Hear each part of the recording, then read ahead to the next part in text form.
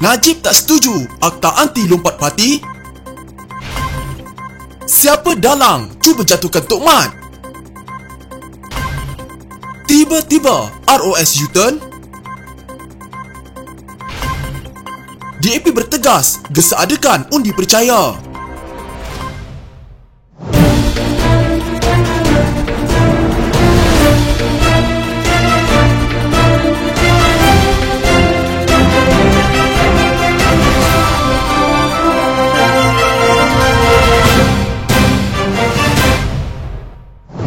Akta Anti Lompat Parti bukanlah penyelesaian kepada masalah ahli parlimen melompat ke parti lain setelah menang dalam pilihan raya umum di bawah tiket parti berbeza, kata Najib Razak. Secara sinis dia berkata, parti yang paling banyak menerima katak politik mahu Akta Anti Lompat Parti dilaksanakan segera. Namun, undang-undang itu hanya akan menyebabkan banyak masalah buat parti asal sekiranya ahli parlimen yang mahu melompat tidak dibenarkan berbuat demikian. Sebaliknya, pilihan yang paling baik ialah mengadakan pilihan raya pecat atau recall election. Walaupun parti yang paling banyak menerima lompatan katak politik mahu Akta Anti Lompat Parti dilaksanakan segera, mungkin bimbang katak akan lompat lagi kot, mengharamkan ahli parlimen dari lompat ke parti lain setelah menang dalam PRU. Bukan cara penyelesaiannya, kata ahli parlimen pekan itu. Ia lebih parah sekiranya ada ahli parlimen yang sudah lebih gemar dengan parti lain tetapi terpaksa berada dalam parti sendiri sebab mereka tidak dibenarkan untuk melompat bawah undang-undang. Lagi banyak masalah yang akan dicetuskan pada parti asal mereka. Pada saya, cara yang paling baik ialah melaksanakan recall election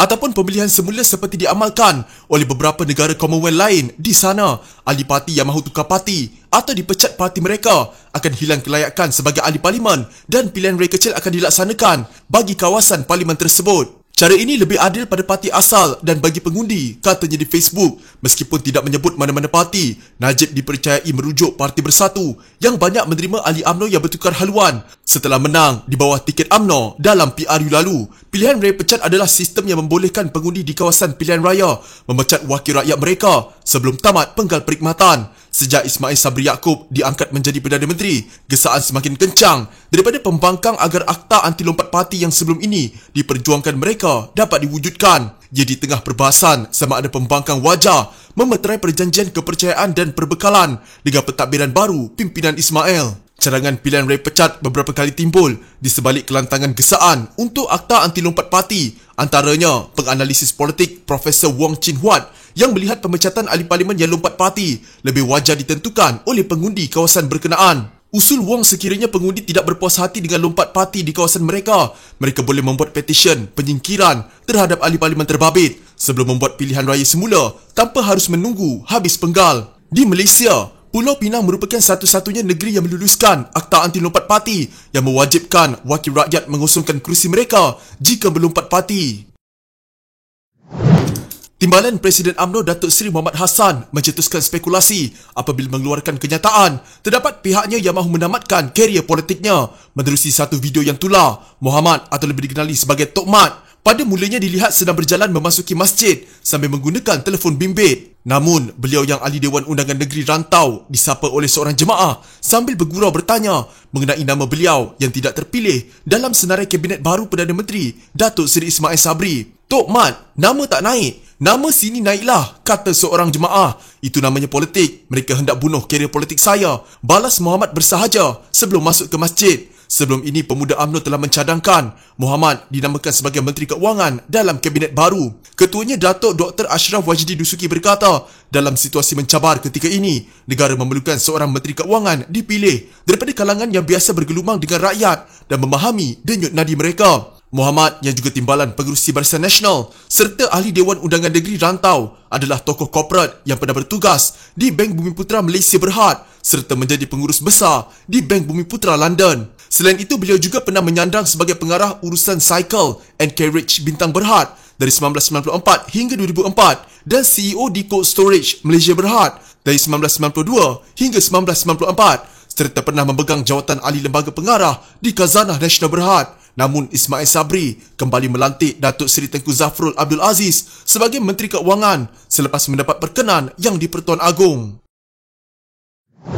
Jabatan Pendaftaran Pertubuhan ROS telah membatalkan keputusannya yang menyatakan keputusan UMNO untuk menangguhkan pemilihan parti tidak sah. Setiausaha Agung UMNO Ahmad Maslan mengesahkan menerima surat daripada Ketua Pengarah ROS Jasri Kasim yang memaklumkan kepadanya mengenai keputusan itu. Ahmad mengatakan perkembangan itu hadir setelah dia dan Peguam UMNO menyerahkan dokumen dan penyataan tambahan kepada ROS pada 9, 11 dan 18 Ogos serta penjelasan yang dibuat oleh sebilangan ahli majlis tertinggi UMNO pada 24 Ogos. Berdasarkan semakan kepada keterangan dan dokumen tambahan yang telah saya dan Peguam UMNO berikan pada 9 Ogos, 11 Ogos, 18 Ogos dan beberapa keterangan ahli MKT pada 24 Ogos adalah didapati bahawa keputusan penangguhan pemilihan UMNO untuk penggal 2021-2023 telah dibuat secara teratur. Oleh itu, pemilihan untuk semua jawatan dalam majlis tertinggi, bahagian dan cabang UMNO akan ditunda sehingga tarikh yang akan diumumkan. Katanya,